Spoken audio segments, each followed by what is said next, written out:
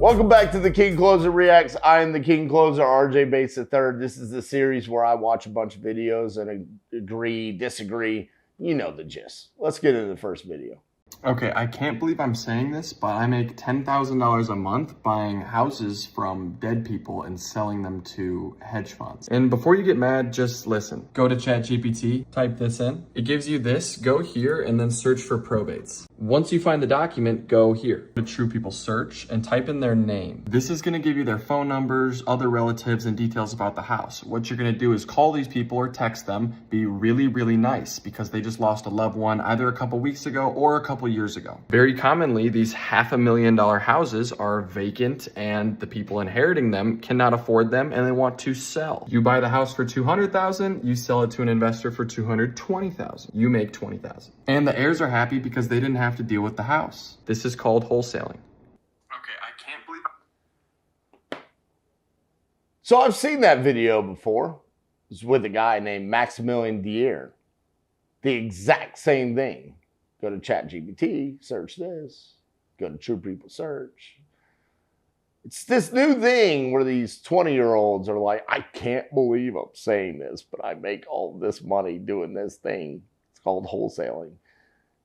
And it works. I mean, it blows my mind that people like that as much as they do. I mean, did that sound like good to y'all? Should I do videos like that where I'm like, I can't believe I'm saying this, but for the past 10 years, I've been buying dead people's houses and selling to a hedge fund. Which also, by the way, hedge funds don't buy that many houses nowadays. Okay, it's not 2021, right? So normally it's more to J-Dub Epstein, right? That's like your end buyer. It's not BlackRock. And this whole thing about only dead people, he's going to do the exact same thing on tax delinquent and pre-foreclosures. It's just tired and old, and it's not teaching people anything. I don't get it.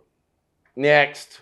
How I made $8,000 on this house. So this house right here was the very first house that I wholesaled. I was driving down this road, driving for dollars, which is a great strategy if you're just starting out. And there was a for rent sign in the yard. I called the owner, talked to him and asked him about the property and asked him if he might be willing to sell that property. He was 100% up for selling it. I came over, we were able to contract that property. I sold that contract to two young investors who were just getting started. They completely remodeled it. I made $8,000 at closing. The seller made a bunch of money. Buyers have made tremendous cash flow for the past 10 years. Everybody wins. How I made $8,000. Now see, that's someone I like and respect in the industry. And listen, David does pretty good on his social media, because I feel like he's always providing real life value, not like the first video where it's like, I go on here and I find a bunch of dead people and then I get their, heirs and I call them. I know that that's like a thing and yes, you can do it, but that's like a real life example. I've heard David tell that story about how he made $8,000 in Chattanooga, Tennessee from driving for dollars. That's a real thing that he actually did. And in regards to the strategy, anytime you do see a for rent sign, there's absolutely nothing wrong with you calling. It's a free lead. Like you see it right there, for rent, there's the phone number. Would you want to sell the property? Why not? Take advantage of the free leads that are available inside of your local market every single day. Great job, David.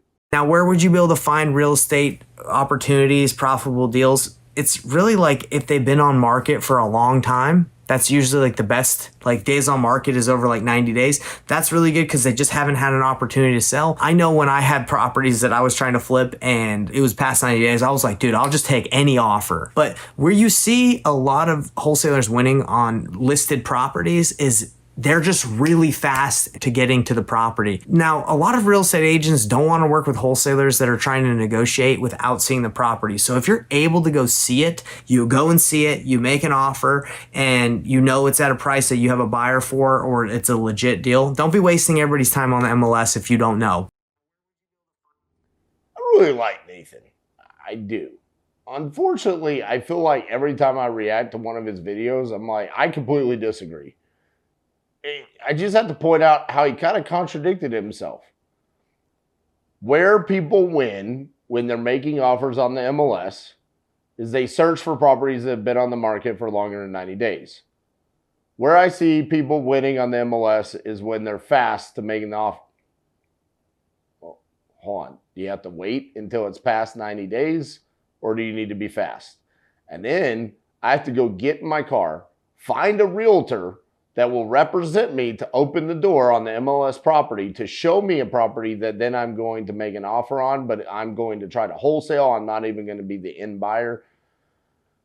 Oh man, just can we move away from doing deals on the MLS? Like there's so much opportunity out there with off market. I don't even understand why we're still talking about MLS. I have yet to come across someone that's absolutely just slaying it with only on-market deals. Like that just doesn't happen. That's all I got. How important is it for a wholesaler to show you what they see as the potential in the deal? And hey, I know that person. That's my partner. That's our event. Yeah.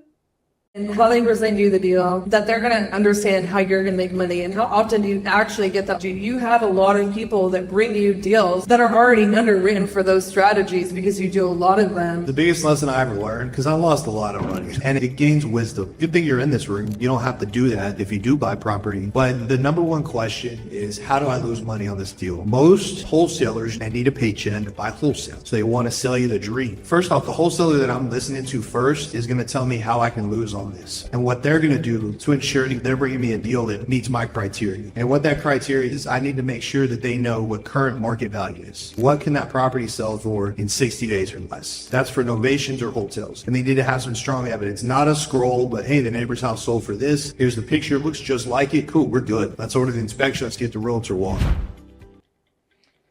I love Travis's business model. Travis has narrowed down to one of the most precise hedgehog concepts that I've seen. And his buy box is so tight that the man just doesn't lose.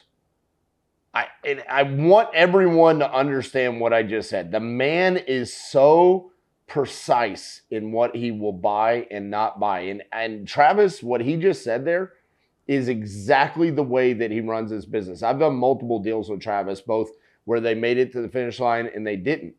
Where I've come to him and I've said, hey, I've got this property under contract. Here's the current market value. This is what it can sell for in less than 60 days. And exactly what he said. I'm going to order an inspection. I'm going to talk to a local realtor that'll list it. And he needs those two things. He needs that inspection to come back clean. And then he needs the local realtor to say, I agree with that current market value and I can sell that for that amount or more in less than 60 days. If so, he closes.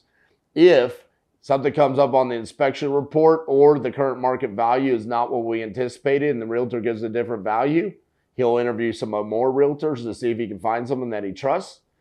If not, he's out. It's that simple. And from that perspective, he never loses on the properties that he takes down. That's exactly what you want with your end buyer. Why? Not because he will close on all of your deals, but because he'll always win. And so from a wholesaling perspective, I know I always have Travis in my back pocket to be an end buyer because the dude is so laser focused, he's going to be in business for many, many years. Here's how you find cash buyers in seconds. Most wholesalers spend hours chasing buyers who never close. Outdated lists, bad contact info, wrong numbers. Sound familiar? When your data's wrong, your deals die fast. With Deal Machine's data filters, finding cash buyers can take just seconds. Start by using the draw or radius tool to pick your area. Then stack these filters for your best results. Cash buyers, single family or multifamily homes, and 3 to 5 plus owned properties.